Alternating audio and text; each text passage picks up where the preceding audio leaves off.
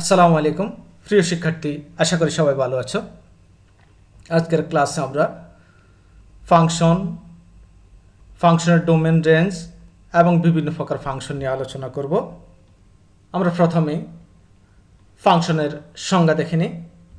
আমরা বিভিন্ন ক্ষেত্রে ফাংশন সংজ্ঞায়িত করতে পারি। প্রথমে দেখব আমরা সেটের সাহায্যে কীভাবে ফাংশন সংজ্ঞায়িত করতে পারি। F such that A to B কে ফাংশন বলা হবে যদি এ সেটের প্রত্যেকটি উপাদানের প্রতিচ্ছবি বি সেটে থাকে এবং এ সেটের একটি উপাদানের একাধিক প্রতিচ্ছবি না থাকে। তাহলে দেখো, দুটি শর্ত খুব মনোযোগ দিয়ে দেখবে।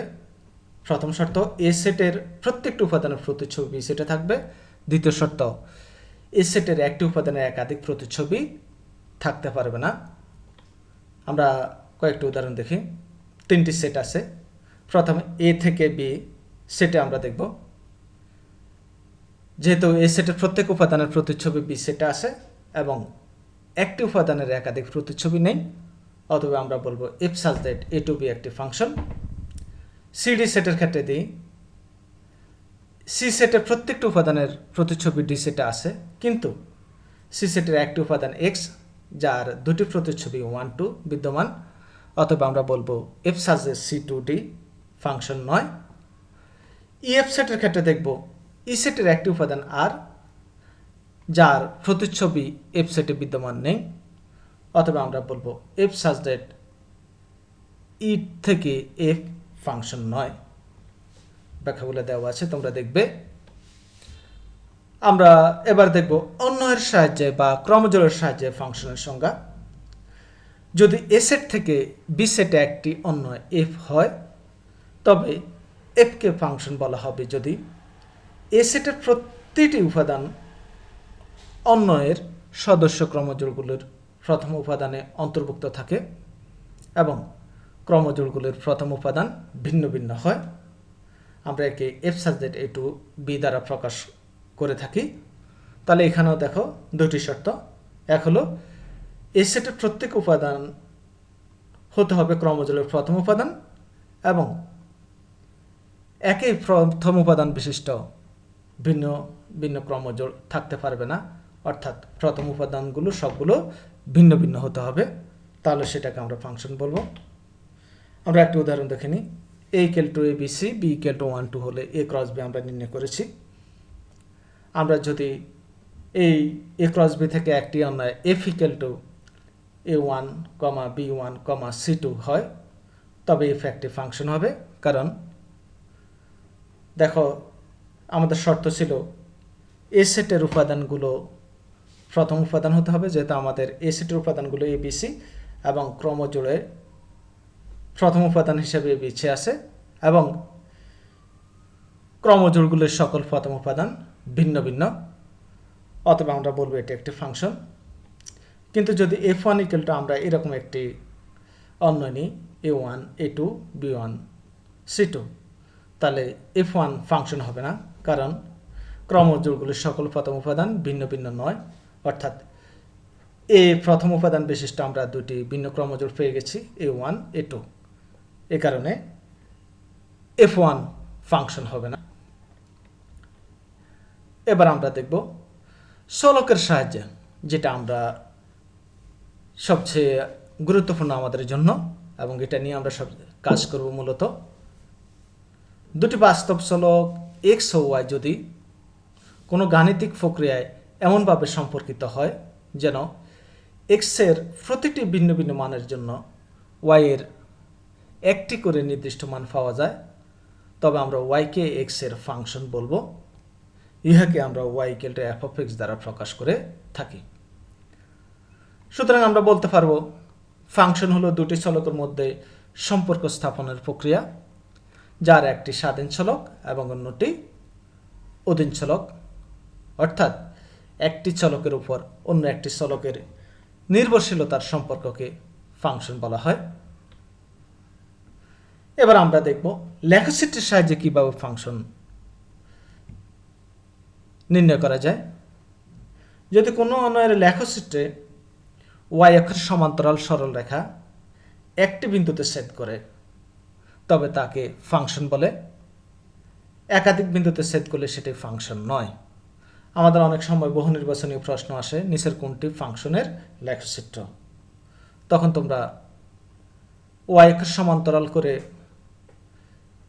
যে চিত্রগুলো দেওয়া থাকবে সেখানে ওয়াই অক্ষের সমান্তরাল করে রেখা অঙ্কন করবা। যদি দেখো যে ওই লেখচিত্রে শুধু একটি বিন্দুতে ছেদ করেছে রেখাটা, তাহলে সেটি ফাংশন হবে, অন্যথায় ফাংশন নয়। আমরা বেশ কয়েকটি উদাহরণ দেখব। প্রথমে 1 নাম্বার দেখো, আমি ফাংশনের মেইন ফাংশনের লেখচিত্রকে ড্যাশিংয়ের মাধ্যমে প্রকাশ করেছি এবং ওয়াই অক্ষের সমান্তরাল রেখাগুলোকে লাল চিহ্নের মাধ্যমে প্রকাশ করেছি, যাতে তোমাদের বুঝতে সহজ হয়। তাহলে দেখো 1 নাম্বার লেখচিত্রে আমরা যখন ওয়াই অক্ষের সমান্তরাল করে রেখা অঙ্কন করলাম, শুধু একটি বিন্দুতে ছেদ করেছে, অতএব আমরা বলতে পারবো এটি একটি ফাংশনের লেখচিত্র। কিন্তু 2 নাম্বারটা দেখো, ওয়াই অক্ষের বামে এবং ডানে দুটি রেখাই একাধিক বিন্দুতে ছেদ করেছে, অতএব এটি ফাংশন নয়। 3 নাম্বারটা দেখো, ওয়াই অক্ষের সমান্তরাল রেখা আমাদের রেখাটাকে একটি বিন্দুতে ছেদ করেছে, তাহলে এটিও একটি ফাংশনের লেখচিত্র।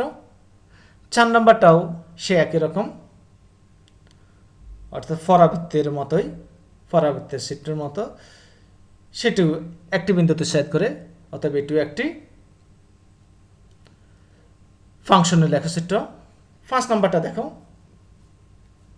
এটিও একটি পরাবৃত্তের লেখচিত্র, মূলত y = 4x আকারের। এটাও দুটি বিন্দুতে ছেদ করেছে, অতএব এটিও ফাংশন নয়। 6 নম্বরটা দেখো, একটি বৃত্ত কিংবা অনুরূপ উপবৃত্ত হতে পারে। এই লেখচিত্রেও ওয়াই অক্ষের সমান্তরাল রেখা দুটি বিন্দুতে ছেদ করেছে, অতএব এটিও ফাংশন নয়। তা আমরা এরকম আমাদের যখন আসবে বহু নির্বাচনী প্রশ্ন, তখন আমরা এইভাবে ওই লেখচিত্রে ওয়াই অক্ষের সমান্তরাল করে রেখা অঙ্কন করব। যদি দেখে যে শুধু একটি বিন্দুতে ছেদ করেছে, তাহলে সেটি ফাংশন হবে, একাধিক বিন্দুতে ছেদ করলে সেটি ফাংশন হবে না। এরপরে আসো ফাংশনের ডোমেন, কোডোমেন ও রেঞ্জ।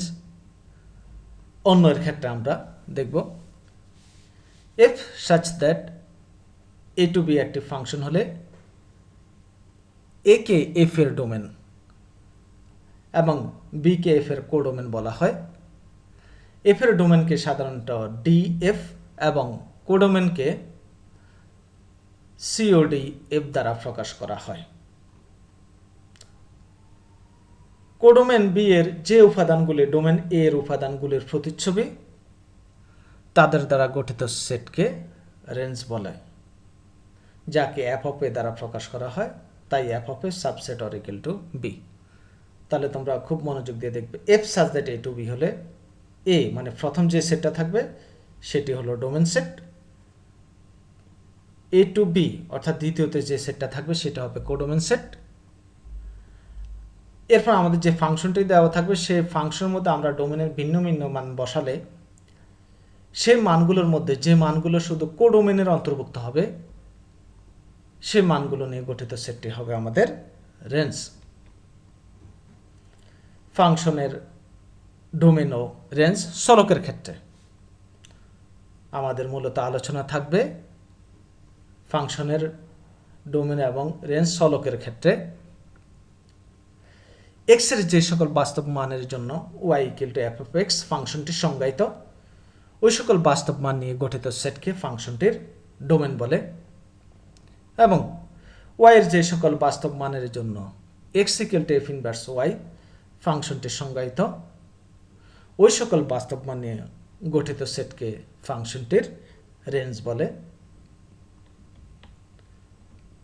অথবা আমরা এভাবে বলতে পারি, ডোমেনের ভিন্ন ভিন্ন মানের জন্য y এর যে সকল মান পাওয়া যায় তাদের দ্বারা গঠিত সেটকে রেঞ্জ বলে। আমরা গুরুত্বপূর্ণ দুই একটি নোট মনে রাখব, সকল ফাংশনই অন্যয়, কিন্তু সকল অন্য ফাংশন নয়। ফাংশনাল ডোমেনের একটি উপাদানের প্রতিচ্ছবি একটি মাত্র, কিন্তু কোডোমেনের একটি উপাদানের প্রাক প্রতিচ্ছবি এক বা একাধিক, এমনকি নাও থাকতে পারে। আমরা ফাংশনের প্রকারভেদ দেখব। এক বা ইনজেক্টিভ ফাংশন সবচেয়ে গুরুত্বপূর্ণ। এটা নিয়ে আমরা সৃজনশীল প্রশ্ন করব, বহু নির্বাচনী প্রশ্ন আসে, অনেক সময় লেখাচিত্র দিয়েও আসে। তোমরা মনোযোগ সহকারে দেখো। কোনো ফাংশনাল ডোমেনের ভিন্ন ভিন্ন উপাদানের প্রতিচ্ছবি ভিন্ন ভিন্ন হলে, ভিন্ন ভিন্ন উপাদানের প্রতিচ্ছবি ভিন্ন ভিন্ন হলে ওই ফাংশনকে এক বা ইনজেক্টিভ ফাংশন বলে। গাণিতিকভাবে F such that A to B কে এক বলে যদি F of X one equal to F of X two এর জন্য আমরা X one equal to X two পাই, তাহলে আমরা এটাকে এক ফাংশন বলবো। ফাংশনের গ্রাফ থেকেও আমাদের অনেক সময় বলা হয়ে থাকে নিচের কোনটি এক ফাংশনের লেখচিত্র, তাহলে আমরা এটাও দেখে নিব। যদি এক্স ওয়াই সমতলে Y equal to F of X কোনো ফাংশনের লেখচিত্র দেওয়া থাকে এবং যদি এক্স অক্ষ অথবা উহার সমান্তরাল প্রত্যেকটি সরল রেখা ওই লেখচিত্রটিকে একাধিক বিন্দুতে ছেদ না করে, অর্থাৎ মাত্র একটি বিন্দুতে ছেদ করে, তবে ওই লেখচিত্রটি নির্দেশিত ফাংশনটি এক ফাংশন। সোজা কথা হলো আমাদের যে লেখচিত্র দেওয়া থাকবে সেটাতে আমরা এক্স অক্ষের সমান্তরাল করে লেখচিত্র একাধিক রেখা আঁকবো বা একটি রেখা আঁকবো। যদি দেখে যে সেই রেখাটি লেখচিত্রটিকে মাত্র একটি বিন্দুতে ছেদ করেছে, তাহলে আমরা বলবো যে সেটি এক ফাংশন, আর একাধিক বিন্দুতে ছেদ করলে সেটি এক ফাংশন নয়। আমরা উদাহরণ দেখব, দুটি উদাহরণ আছে। দেখো, এখানেও সে একই রকম ড্যাশিংয়ের মাধ্যমে আমরা মেইন রেখাটা দেখিয়েছি, আর এক্স অক্ষের সমান্তরালগুলোকে লাল চিহ্নের মাধ্যমে দেখিয়েছি। তাহলে আমরা দেখব প্রথমটি একটি এক ফাংশনের লেখচিত্র, কারণ একটি বিন্দুতে ছেদ করেছে। দ্বিতীয়টিও একটি এক ফাংশনের লেখচিত্র। সার্বিক বা সর্বগ্রাহী বা অনটু বা সারজেক্টিভ ফাংশন। যদি কোনো ফাংশনের কোডোমেন ও রেঞ্জ সমান হয় তাকে সার্বিক বা সর্বগ্রাহী ফাংশন বলে। কোডোমেন এবং রেঞ্জ এই দুটি যদি সমান হয় তাহলে আমরা সেটাকে সার্বিক বা সর্বগ্রাহী ফাংশন বলবো। অথবা এভাবে বলতে পারি, F such that A to B কে সার্বিক বা সর্বগ্রাহী ফাংশন বলা হবে যদি বি সেটের প্রত্যেক উপাদানে এ সেটের অন্তত একটি উপাদানের সাথে সম্পর্কিত হয়। অর্থাৎ আমরা সেটের ক্ষেত্রে এটা বলতে পারবো। তাহলে সার্বিকের ক্ষেত্রে শর্ত হলো বি সেটের, অর্থাৎ দ্বিতীয় সেটের প্রত্যেক উপাদানের প্রতিচ্ছবি এ সেটে থাকতে হবে, তাহলে আমরা সেটাকে বলবো সার্বিক বা সর্বগ্রাহী ফাংশন। গাণিতিকভাবে F such that A to B কে সার্বিক বা সর্বগ্রাহী ফাংশন বলা হবে যদি F of A equal to B হয়। তিন ক্ষেত্রে তোমরা মনে রাখবে। একটা উদাহরণ দিয়ে দিয়েছি,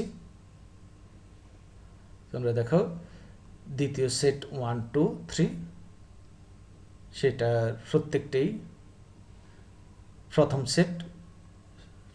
সেটের কারো না কারো প্রতিচ্ছবি, অতএব আমরা বলতে পারবো এটি একটি সার্বিক। Bijective function. F such that A to B কে বাইজেক্টিভ ফাংশন বলা হবে যদি এটি একই সাথে এক এবং সার্বিক হয়। তাহলে বাইজেক্টিভ ফাংশনের শর্তই হলো একটি ফাংশন এক এবং সার্বিক হলে সেটাকে আমরা বাইজেক্টিভ ফাংশন বলবো। এটা দেখো, একটা এক ফাংশন, কারণ ফি এর প্রতিচ্ছবি 1, কিউ এর প্রতিচ্ছবি 1 আর 2, আর এর প্রতিচ্ছবি 3, তাহলে ভিন্ন ভিন্ন উপাদানের প্রতিচ্ছবি ভিন্ন ভিন্ন, অতএব এক। আবার দ্বিতীয় সেটের তিনটি উপাদান 1 2 3, প্রথম সেটের তিনটি উপাদানের ফি কিউ আর এর সাথে সম্পর্কিত, অতএব এটি একটি বাইজেক্টিভ ফাংশন।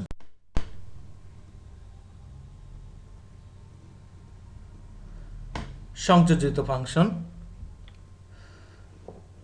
একটি ফাংশনের রেঞ্জ অপর একটি ফাংশনের সাথে ডোমেন হিসেবে সংযোজিত হয়ে যে নতুন ফাংশনের সৃষ্টি হয় তাকে সংযোজিত ফাংশন বলে।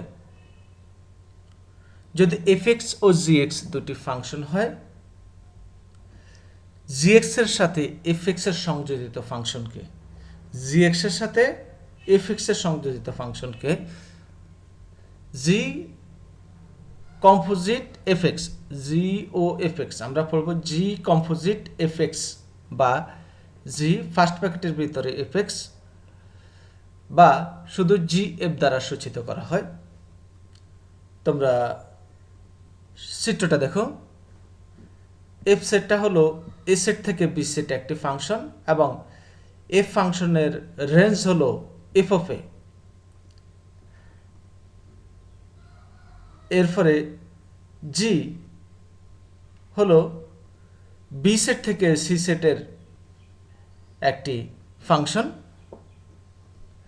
তাহলে বি সেটের ডোমেন হলো এফ অফ এ। আর এখন তাহলে জি সেটের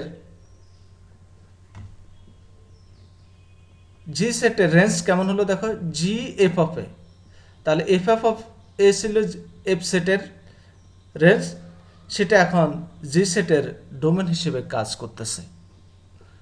তাহলে আমরা শেষ পর্যন্ত এ থেকে সি সেটে একটি নতুন ফাংশন পেলাম জি কম্পোজিট এফ হিসাবে। ধ্রুব function F such that A to B কে ধ্রুবক ফাংশন বলা হবে যদি এ সেটের প্রত্যেকটি উপাদানের প্রতিচ্ছবি বি সেটের কেবলমাত্র একটি উপাদান হয়। এই সেটের প্রত্যেকটি উপাদানের প্রতিচ্ছবি বি সেটের কেবলমাত্র একটি উপাদান হয়। যেমন দেখো, প্রথম সেটের উপাদান পি কিউ আর তিনটি উপাদানের প্রতিচ্ছবি দ্বিতীয় সেটের 2, অতএব এটি একটি ধ্রুব ফাংশন। একে F of X equal to C সকল এক্স বিলংস টু এ দ্বারা সংজ্ঞায়িত করা হয়। অবেদ function F such that A to A কে অবেদক ফাংশন বলা হবে যদি এ এর প্রত্যেকটি উপাদানের প্রতিচ্ছবি ওই উপাদানে হয়, অর্থাৎ এর উপাদান 1 এর প্রতিচ্ছবি 1, 2 এর প্রতিচ্ছবি 2, 3 এর প্রতিচ্ছবি 3 এরভাবে যদি আসে তাহলে আমরা সেটিকে অবেদ ফাংশন বলবো।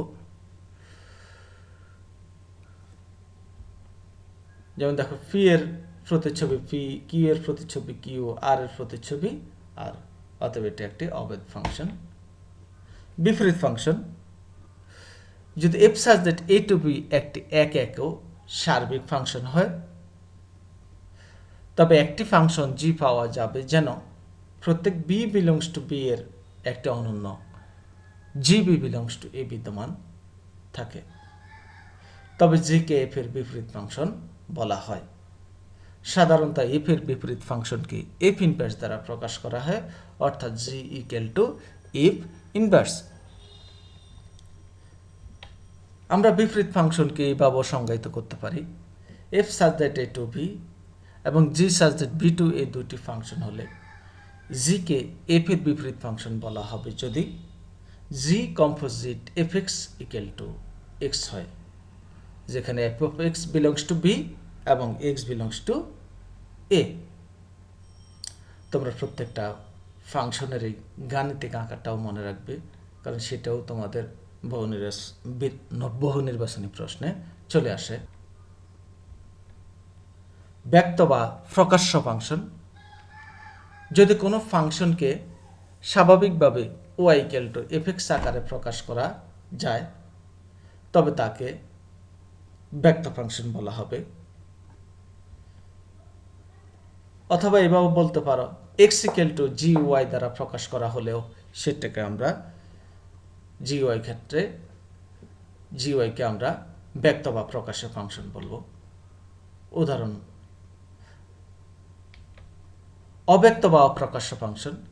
যে সকল ফাংশনকে ব্যক্ত আকারে প্রকাশ করা যায় না তাদেরকে অব্যক্ত বা অপ্রকাশ্য ফাংশন বলে, অর্থাৎ Y equal to F X অথবা X equal to G Y আকারে প্রকাশ করা না গেলে সেটিকে আমরা অব্যক্ত ফাংশন বলবো। অথবা এইভাবেও সংজ্ঞায়িত করা যাবে, যদি কোনো function F of X Y equal to 0 অথবা F of X Y equal to C আকারে প্রদত্ত হয় এবং স্বাভাবিকভাবে যাকে Y equal to F X অথবা X equal to G Y আকারে প্রকাশ করা যায় না, তখন এফ অফ এক্স ওয়াইকে অব্যক্ত বা অপ্রকাশ্য ফাংশন বলা হয়। F of X Y equal to এত একটি অব্যক্ত ফাংশন। পর্যাবৃত্ত ফাংশন বা পিরিয়ডযুক্ত ফাংশন, যদি F of X plus T equal to F X হয় তবে এফ এক্সকে পর্যাবৃত্ত ফাংশন বা পিরিয়ডযুক্ত ফাংশন বলা হয়, যেখানে টি হল ফাংশনটির পর্যায়কাল। উদাহরণ দেখো, যেহেতু sine 2π plus X equal to sine X এবং cos 2π plus X equal to cos X, তাই সাইন এক্স ও কস এক্স উভয় পর্যাবৃত্ত ফাংশন এবং ইহাদের পর্যায়কাল 2π। যুগ্ম ফাংশন, যদি F of minus X equal to F X হয় তবে এফ এক্সকে যুগ্ম ফাংশন বলা হয়। একটি উদাহরণ দেখো, F X equal to X to the power 4 plus x square minus 2। সুতরাং F minus X equal two আমরা পেয়ে যাব শেষ পর্যন্ত x to the power 4 plus x square minus 2, that is F x. তাহলে আমরা বলতে পারবো x to the power 4 plus x square minus 2 একটি যুগ্ম ফাংশন। অযুগ্ম ফাংশন, যদি F minus X equal to minus F X হয় তবে এফ এক্সকে অযুগ্ম ফাংশন বলা হয়। মনে করি F X equal to sine X, সুতরাং F minus X sine minus X, তোমরা জানো sine minus X equal to minus sine X, তাহলে আমরা লিখে ফেললাম minus sine X equal to minus sine এক্সের জায়গায় এফ এক্স লিখে ফেলবো। তাহলে আমরা পেয়ে গেলাম F minus X equal to minus F X, that is sine X একটি অযুগ্ম ফাংশন। বৃদ্ধিপ্রাপ্ত ফাংশন, যদি কোনো ব্যবধিতে এক্স এর মান বৃদ্ধির সাথে সাথে এফ এক্স ফাংশনের মানও বৃদ্ধি পায় তবে ওই ব্যবধিতে এফ এক্স ফাংশনকে বৃদ্ধিপ্রাপ্ত ফাংশন বলে। উদাহরণ দেখ, F X equal to x square হলে 0 থেকে 4 ব্যবধিতে এক্স এর মান যত বৃদ্ধি পাবে এফ এক্স এর মানও বৃদ্ধি পাবে, তাই এটি একটি বৃদ্ধিপ্রাপ্ত ফাংশন। হ্রাসপ্রাপ্ত ফাংশন, যদি কোনো ব্যবধিতে এক্স এর মানের বৃদ্ধির সাথে সাথে এফ এক্স ফাংশনের মান হ্রাস পায় তবে ওই ব্যবধিতে এফ এক্স ফাংশনকে হ্রাসপ্রাপ্ত ফাংশন বলা হয়। উদাহরণ, F X equal two 1/x such that x greater than 0 একটি হ্রাসপ্রাপ্ত ফাংশন। দেখো, 0 চেয়ে বড় যে কোনো মান দিবে এক্স এর মান, যত বড় মান হবে ফাংশনটির মান তত হ্রাস পেতে থাকবে, অতএব এটি একটি হ্রাসপ্রাপ্ত ফাংশন। তো তোমরা সবগুলো সংজ্ঞাই ভালোভাবে আয়ত্তে রাখবে। এই সংজ্ঞাগুলোর উপরেই মূলত তোমাদের ডোমেন রেঞ্জ ফাংশনের যাবতীয় বহু নির্বাচনী প্রশ্ন সবগুলোই আসে। তো তোমরা সবগুলো ভালোভাবে আয়ত্তে রাখবা। আল্লাহ হাফেজ।